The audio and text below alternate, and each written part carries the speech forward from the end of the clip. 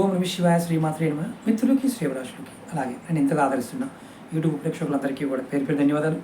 మిత్రులారా, మీ అందరికీ పరాదేవత ఎల్లవెల్లా మీతో ఉండి మీ మనోవాంఛ నెరవేర్చాలని మనస్ఫూర్తిగా కోరుకుంటున్నాను. ఈరోజు మనం ఈ షార్ట్ వీడియోలో కోర్టు కేసులు, పోలీస్ కేసులు, శత్రువుల మీద విజయం సాధించడానికి ఒక తేలికైన ఉపాయం చెప్తాను. ఇది చాలామంది మిత్రులు అడిగారు, ఏం చేస్తే మేము బయటపడతాం.